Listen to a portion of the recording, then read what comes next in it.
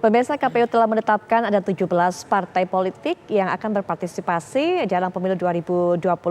Keputusan ini tentunya diambil dalam rapat pleno rekapitulasi nasional dan juga penetapan partai politik peserta pemilu 2024 di kantor KPU di Menteng pada hari Rabu. Anda juga bisa saksikan saat ini bagaimana situasi terkini di kantor KPU, dan tentunya dari jumlah 17 partai ini merupakan gabungan antara 8 partai non-parlemen dan 9 partai parlemen. 9 partai parlemen dinyatakan lolos sebagai partai peserta pemilu meski tak mengikuti verifikasi faktual atau verifikasi aktual.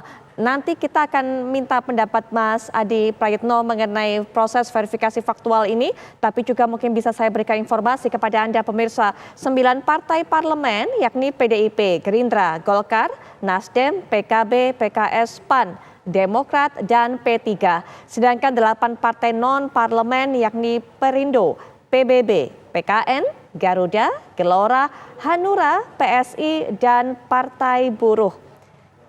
Kembali kita lihat, rencananya memang pukul 19.30 proses dari pengundian nomor urut ataupun juga penentuan nomor urut partai politik ini akan dimulai. Seperti yang sudah diinformasikan oleh rekan kami, nanti perwakilan dari 17 partai yang ada juga diberikan kesempatan untuk bisa berbicara walaupun dengan waktu yang sangat terbatas. Dan ini kita lihat bagaimana para simpatisan, kemudian juga para pendukung dari partai-partai tersebut juga sudah ramai memenuhi gedung KPK dan menantikan akan mendapatkan maksud saya adalah gedung KPU untuk bisa menantikan nomor urut berapakah yang akan didapatkan oleh partai yang didukungnya. Seperti yang sudah sempat saya sampaikan, Mas Adi juga sudah berikan tinjauan, banyak sekali partai-partai yang ada di parlemen kemudian memutuskan untuk bisa memakai nomor urut mereka yang lama, berbeda dengan nomor atau juga berbeda dengan partai-partai non-parlemen ataupun juga partai-partai yang baru.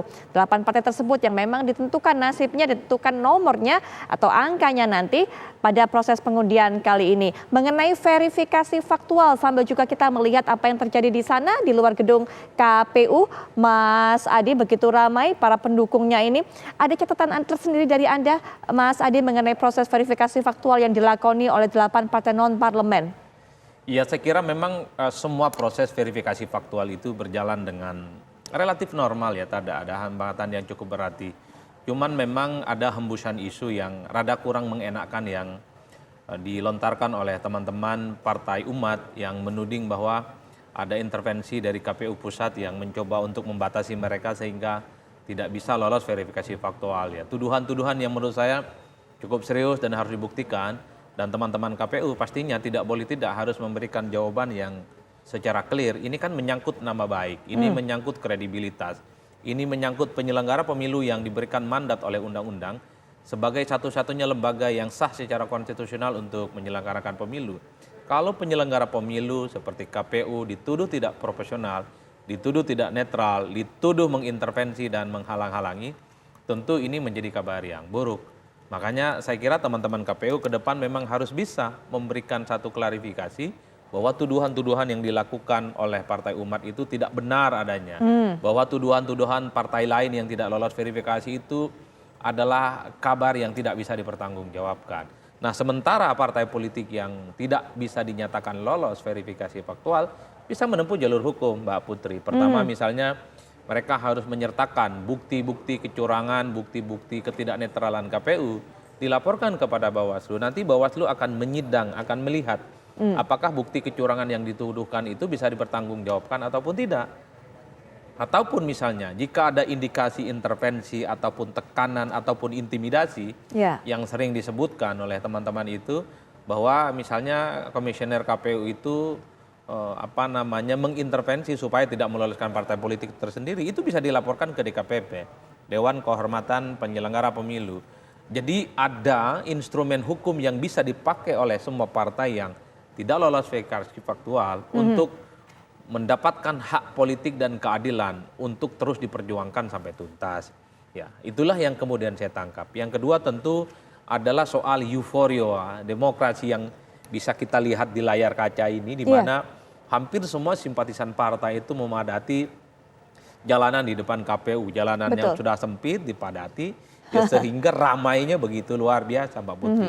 Saya menangkap ini adalah satu euforia karena satu, mereka itu ingin membantah mereka ingin membalikan keadaan tentang isu-isu yang selama ini muncul tentang kemungkinan pemilu ditinjau ulang, pemilu itu ditunda, dan seterusnya, dan seterusnya. Ini menegaskan bahwa tahapan-tahapan politik yang sudah dilakukan oleh KPU, verifikasi administrasi, ada verifikasi faktual, adalah tahapan yang tidak bisa digugurkan oleh apapun yang itu artinya tanggal 14 Februari 2024 adalah tanggal yang tidak boleh diganggu-gugat sebagai hari yang cukup sakral, di mana seluruh rakyat Indonesia akan memilih calon pemimpin, di mana seluruh rakyat Indonesia akan memilih anggota dewan, akan memilih anggota DPD yang akan menjadi wakil rakyat mereka untuk 5 tahun yang akan depan. Nah, 2 hal itu yang saya tangkap sebenarnya, Mbak Putri. Baik, kita juga akan melihat pemirsa, ini adalah nomor urut partai-partai politik pada pemilu 2019 lalu. Yang memang sebagian ini partai memilih untuk bisa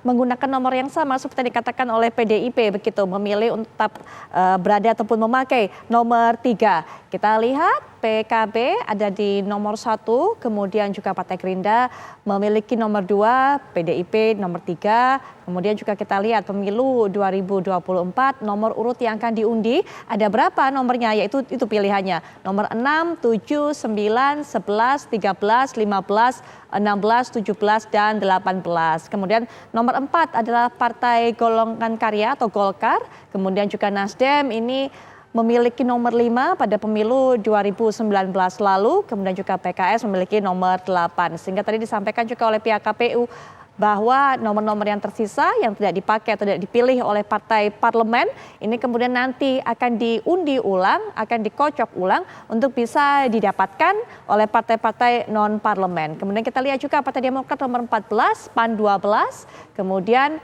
juga P3 nomor 10.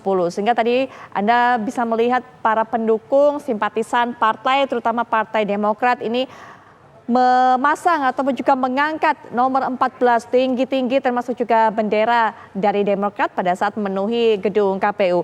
Informasi juga untuk Anda karena tadi sudah disinggung juga oleh Mas Adi Prayitno mengenai bagaimana status Partai Umat. Memang Partai Umat ini dinyatakan tidak lolos verifikasi faktual di 2 dari 34 provinsi, yaitu di Provinsi Sulawesi Utara dan juga Provinsi NTT. Kami akan lanjutkan perbincangan setelah jeda berikut ini. Breaking News akan segera kembali.